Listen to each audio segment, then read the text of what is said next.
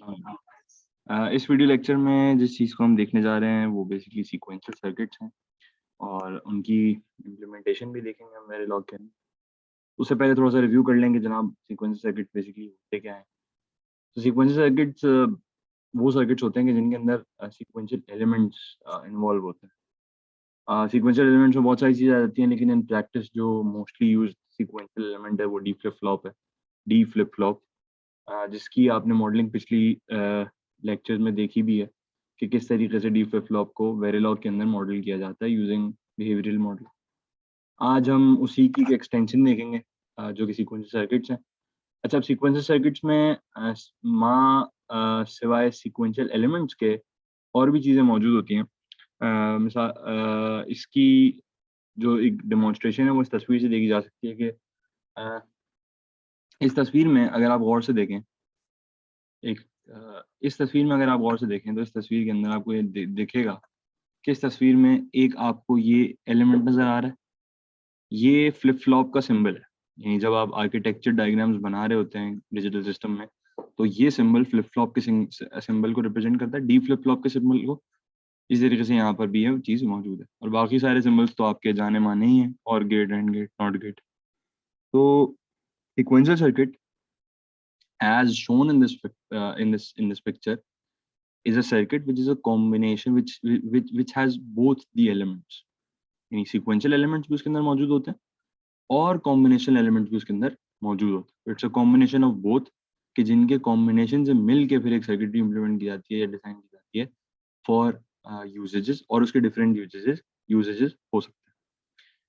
अच्छा, इस किस्म के सर्किट्स आपको दिखेंगे जब डिजाइन कर रहे होंगे इन फ्यूचर आप कोई भी माइक्रो प्रोसेसर का डेटा पाथ। तो उसके अंदर इस किस्म के सर्किट्स आपको नज़र आते हैं कि जहाँ पे फॉर डिफरेंट पर्पसेस अगर आपने अपने माइक्रो प्रोसेसर को मिसाल के तौर पे मल्टी साइकिल माइक्रो प्रोसेसर बनाना है या अपने माइक्रो प्रोसेसर के अंदर पाइपलाइनिंग को इम्प्लीमेंट करना है, तो इस किस्म के सर्किट्स आपको नज़र आते हैं कि जिसके अंदर एक कॉम्बिनेशनल सर्किटरी का एलिमेंट होता है, वो अपना एक खास काम करता है, and then the result gets flopped into your flip flops यानी सीक्वेंशियल एलिमेंट्स, एंड अल्टीमेटली फिर उनका आउटपुट निकल के एक और कॉम्बिनेशन सर्किटरी में जाता है जो कि फिर अपना एक जो स्पेसिफाइड काम है वो करती हैं, and the result of that goes into another flip flop, एक और फ्लिप फ्लॉप में उसका रिजल्ट जाता है, अल्टीमेटली फिर उस फ्लिप फ्लॉप का रिजल्ट भी आपका आउटपुट की तरफ जाता है या फिर किसी और कॉम्बिनेशन सर्किटरी का इनपुट बनता है।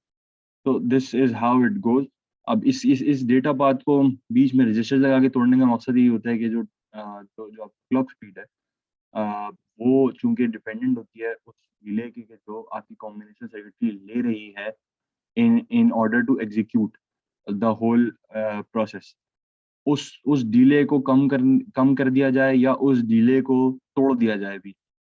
यानी कि अगर मैं यही कॉम्बिनेशन सर्किटरी जो यहाँ मैंने इम्प्लीमेंट की हुई है ये मैं उठा के अगर इम्प्लीमेंट कर दूंगा एक साथ विदाउट एनी रजिस्टर्स, तो मुझे जो क्लॉक फ्रीक्वेंसी अपने सर्किट में रखनी होगी, और अज्यूमिंग इसके इनपुट पे और आउटपुट पे रजिस्टर लगा हुआ है, तो जो मुझे क्लॉक फ्रीक्वेंसी रखनी होगी वो इस टोटल सर्किट की लेटेंसी के हिसाब से रखनी होगी कि ये टोटल सर्किट कितना डिले रह रहा है, उसके हिसाब से मैं अपनी क्लॉक को रखूंगा। मिसाल के तौर पे अगर टोटल सर्किट मिसाल इसकी मैं दे रहा हूँ, इसकी अगर टोटल सर्किट पूरा जो है ये 1 नैनो सेकंड का डिले ले रहा है, तो मुझे उसके हिसाब से क्लॉक फ्रीक्वेंसी जो अल्टीमेटली बनती है 1 नैनो सेकंड का इनवर्स लेके जो फ्रीक्वेंसी आती है वो मुझे रखनी पड़ेगी एज अ क्लॉक फ्रीक्वेंसी। लेकिन अगर मैं इसी सर्किट को जैसे मैंने तोड़ा हुआ है, यानी मैंने कॉम्बिनेशन लॉजिक पार्ट को तोड़ दिया, बीच में से रजिस्टर्स इंक्लूड करा दिए, यानी बीच में से फ्लिप फ्लॉप्स इंक्लूड करा दिए। अब मैं क्या करूंगा, मैं अब चूंकि मेरा डिले जो मैक्सिमम डिले है या जिसको हम क्रिटिकल पाथ कहते हैं, जो the path of maximum delay in a combination network, क्योंकि अब मेरा वो कम हो गया है, तो उसकी वजह से क्या होगा कि मेरे पास जो क्लॉक की फ्रीक्वेंसी अल्टीमेटली वो बढ़ जाएगी, और इसी किस्म के काम को करके जो प्रोसेसेस हैं उनमें फ्रीक्वेंसी ऑफ द प्रोसेसेस को बढ़ाया जाता है। खैर बहरहाल, ये तो एक थोड़ा सा आइडिया देना था आपको कि इस किस्म के सर्किट्स कहाँ काम आते हैं और माइक्रो प्रोसेसर्स की डिजाइनिंग में इनका क्या काम आता है। लेकिन बहरहाल इस वीडियो के स्कोप तक हम इनकी सिर्फ सिंपल इम्प्लीमेंटेशन इन वेरिलॉग कर रहे होंगे और ये देख रहे होंगे कि इन सर्किट्स को किस तरीके से हम वेरिलॉग में मॉडल कर सकते हैं। अच्छा, दोनों चीज़ें मौजूद हैं, फ्लिप फ्लॉप्स भी मौजूद हैं, प्लस इनके अंदर ये कॉम्बिनेशन लॉजिक भी मौजूद है, तो हम इनको मॉडल कर रहे होंगे using a mix of both modelling, यानी डेटा फ्लो मॉडलिंग को भी यूज़ कर रहे होंगे और बिहेवियरल मॉडलिंग को भी यूज़ कर रहे होंगे। मिसाल के तौर पर हम इस तरीके से कर रहे होंगे कि ये वाला जो कॉम्बिनेशनल पार्ट है, जो इनपुट्स को लेता है और इस और एंड गेट से गुजार के लाता है, ये इसका रिजल्ट एक वायर में स्टोर हो रहा होगा। फिर वो वायर जाके बिहेवियरल मॉडलिंग के अंदर या ऑलवेज ब्लॉक के अंदर इस फ्लिप फ्लॉप के अंदर साइन होती है, अल्टीमेटली आगे भी काम इसी तरीके से चल रहा होगा। तो without any further ado, let's go on towards implementing the circuit in Verilog.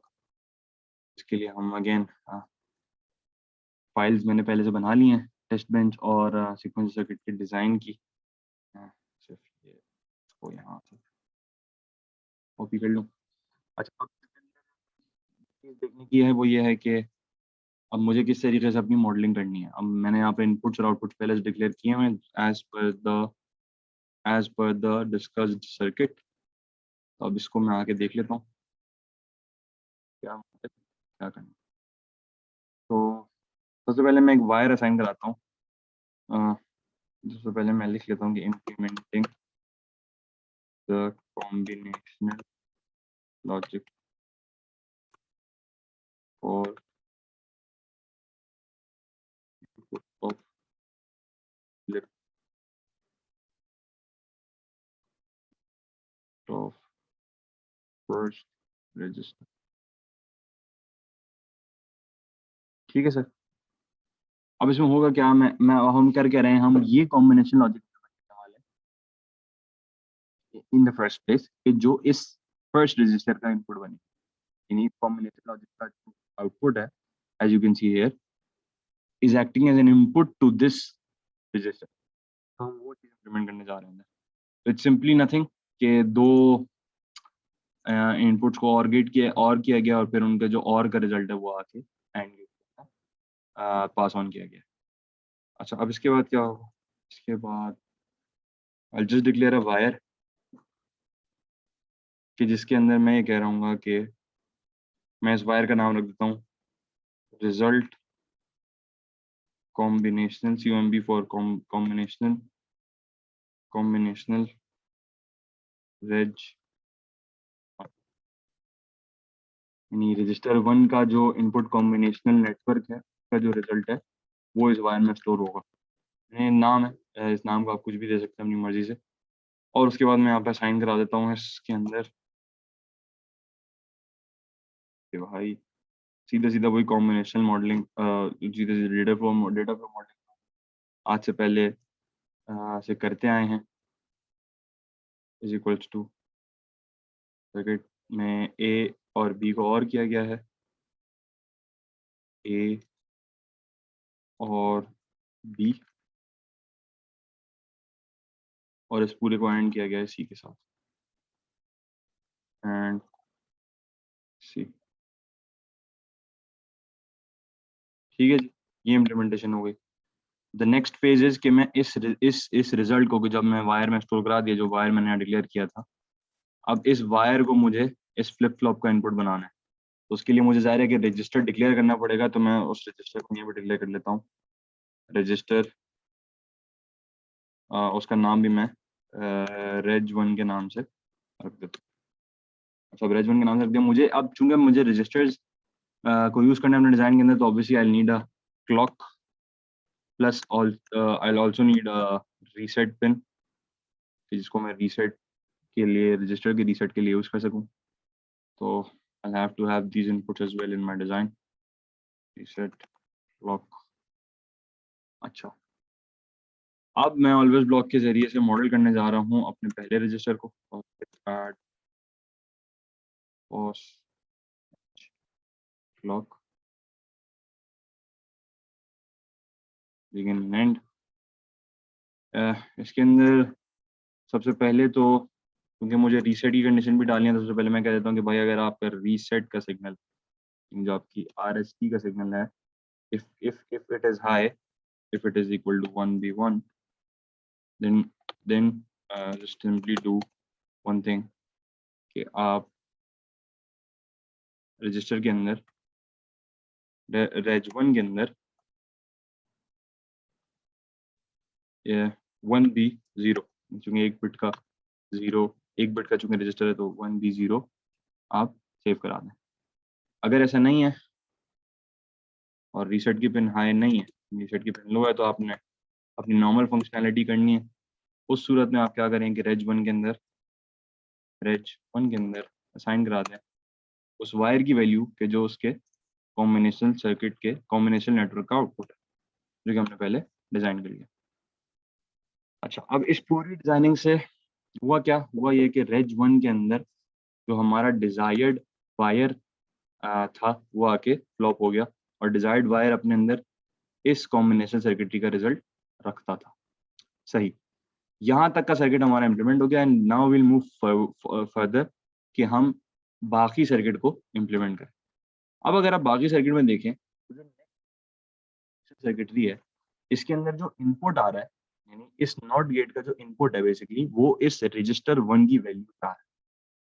याद करें, हमने जब कॉम्बिनेशन लॉजिक को पढ़ा था, या हमने जब डेटा फ्लो मॉडलिंग को डिटेल में देखा था, तो हमने वहाँ पे डेटा फ्लो मॉडलिंग में बात की थी कि जब आप डेटा फ्लो मॉडलिंग कर सकते हैं, कर रहे होते हैं, तो your left hand side has to be a wire, लेकिन your right hand side could either be a wire or a register, यानी दोनों चीजें हो सकती हैं। क्यों? क्योंकि राइट हैंड साइड सिर्फ क्या करता है, वायर हो या रजिस्टर हो, दोनों की वैल्यूज को लेता है, और उन वैल्यूज को लेने के बाद उनको मैनिपुलेट करता है, उनके ऊपर लॉजिक इंप्लीमेंट करता है, अल्टीमेटली जो रिजल्टिंग आंसर बनता है उसको लेफ्ट हैंड साइड में स्टोर करा देता है, या सेव करा देता है, या साइन कर देता है, इसको इस तरीके से कहें। तो राइट हैंड साइड पे रजिस्टर हो सकता है, क्योंकि रजिस्टर का भी अपना एक आउटपुट होता है जो कि आप वायर से ही ले रहे हो, है वो रजिस्टर, लेकिन उसका एक अपना आउटपुट आप वायर से ही ले रहे हैं। यानी कि इस रजिस्टर का जब आपने आउटपुट लेना होगा तो उसके बाहर एक तार ही लगाएंगे। अब इस रजिस्टर में वैल्यू असाइन नहीं कर सकते असाइन स्टेटमेंट के जरिए, अलबत्ता इस रजिस्टर की वैल्यू इस तार से जो आपने ली है, इसको यूज कर सकते हैं फॉर फर्दर असाइनमेंट। इसीलिए आप RHS of the data flow model के अंदर आप रजिस्टर्स को यूज कर सकते हैं। अच्छा, तो अब हमने कॉम्बिनेशन सर्किटरी, जो कि सिर्फ एक नॉट गेट है, उसको हमने इम्प्लीमेंट करना है using using using data flow model, और using the input which is coming from the register 1। अच्छा, तो हम ये एक और वायर स्टोर करवा देते हैं,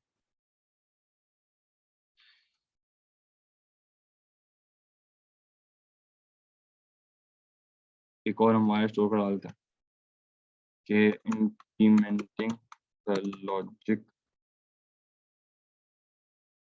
for input of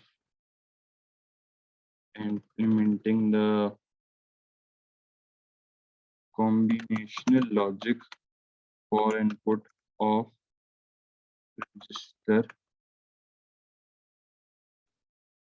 ठीक है, सेकेंड रजिस्टर।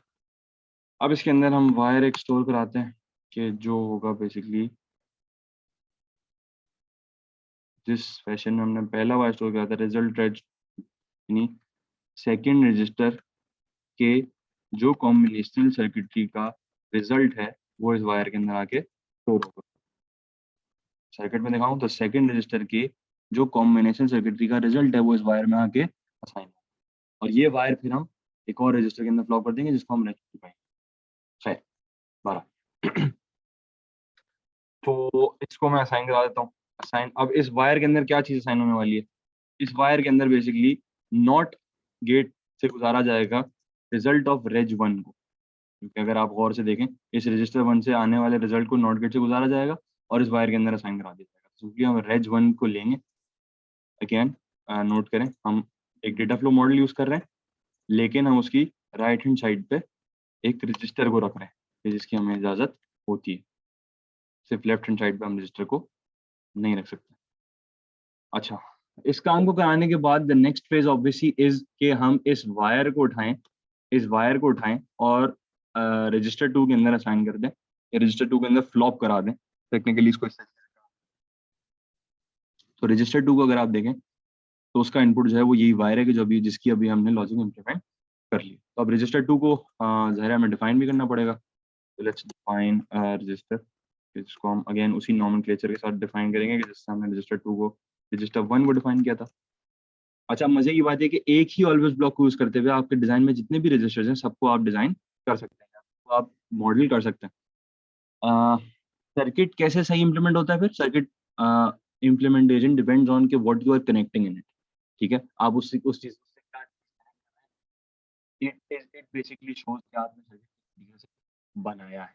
अच्छा, अब होगा क्या, होगा ये कि सबसे पहले मुझे इसके लिए भी रीसेट की कंडीशन डालनी पड़ेगी कि भाई अगर रीसेट 1 एक ही साथ, एक ही रीसेट से मैं सारे रजिस्टर्स को क्या करूँगा, मैं रीसेट कर दूँगा। अगर रीसेट 1 है तो भाई रेज 2 को भी 0 कर दो, और अगर रीसेट 1 नहीं है तो फिर क्या करो, रेज 2 को, रेज 2 के अंदर क्या चीज़ स्टोर कराओ, रेज 2 के अंदर रिजल्ट ऑफ कॉम्बिनेशन रेज 2 ये स्टोर कराओ जाके। अच्छा, अब ये तो स्टोर करा दो, आपने इम्प्लीमेंट कर। The next phase of the circuit is very simple. इस रजिस्टर 2 का आउटपुट लें, उसको नॉट गेट से गुजारें और आपकी जो आउटपुट पोर्ट है उसके साथ कनेक्ट कर दें, तो you will just do it with simple combination with simple data flow model. उसको हम यहाँ पे असाइन कर लेते हैं कि भाई assign z is equals to not of reg 2, reg 2। इसको हमने इस तरीके से कर लिया। अच्छा, यहाँ पर हमने गलती की थी कि रेज 1 के नॉट होके स्क्वायर में वैल्यू जा रही है। ठीक है सर, ये चीज़ इम्प्लीमेंट हो गई। अगेन दोबारा देख लीजिए, रेज 1 से आने वाला रिजल्ट नॉट गेट से गुजरता है और फिर रेज 2 का इनपुट बनता है। तो ये जो वायर है, ये वाला वायर, इसको नॉट गेट, इसमें जो रिजल्ट आने वाला है वो रेज 1 का रिजल्ट नॉट गेट के जरिए से आने वाला है। अब इसके बाद ये वाला वायर इस फ्लिप फ्लॉप का इनपुट बनता है, ये वाला वायर रेज 2 का फिर इनपुट बनता है, एंड अल्टीमेटली फिर रेज 2 की वैल्यू निकलती है और नॉट गेट से गुजरती है और आउटपुट पोर्ट पे जाके कनेक्ट हो जाती है। और ऐसे हमने सर्किट की इम्प्लीमेंटेशन पूरी कर ली है। अच्छा, जो चीज़ रह गई है वो डिटेक्शन बनाना रह गई, ताकि हम इस डिज़ाइन को फंक्शनली सही से एक दफ़ा वेरीफाई कर लें। अगर आप गौर से देखें तो सबसे पहले, हाँ, चूंकि इन दोनों दोनों फ्लिप फ्लॉप्स सिंक्रोनाइज्ड होते हैं, वो एट द सेम टाइम मिलेगी। सबसे पहले इस कॉम्बिनेशन सर्किटरी का जो रिजल्ट होगा वो on the first clock edge वो आके इस फ्लिप फ्लॉप में आके फ्लॉप होगा, एंड अल्टीमेटली फिर इसका रिजल्ट इसका रिजल्ट जाएगा और फिर नॉट गेट से गुजरेगा, and ultimately on the next clock cycle ये वाला रिजल्ट जो यहाँ से आ रहा था और इस क्लॉक साइकिल में इसमें फ्लॉप हुआ था, इस अगली क्लॉक साइकिल में ये वो रिजल्ट इस नॉट गेट से गुजरते हुए इस रजिस्टर के अंदर फ्लॉप हो जाएगा, एंड अल्टीमेटली फिर नेक्स्ट क्लॉक अल्टीमेटली फिर इस रजिस्टर का आउटपुट इसी क्लॉक साइकिल में जाके जो है वो आपकी कॉम्बिनेशन सर्किटरी में इनपुट होगा, एंड अल्टीमेटली आउटपुट पे चला जाएगा। वन, तो हाँ, ये वाली जो बिहेवियर है कि किस क्लॉक साइकिल में किधर रिजल्ट आ रहा है, इसको हम मजीद जब वेव फॉर्म देखेंगे तो उसमें हमें मजीद ये चीज़ क्लियर भी हो जाएगी। तो let's jump on developing a wave form for the circuit, और जल्दी से हम इसकी टेस्ट बेंच बना लेते हैं, वेव फॉर्म बना लेते हैं, ताकि फिर हम जल्दी से आसानी से इसका काम कर सकें। सही, तो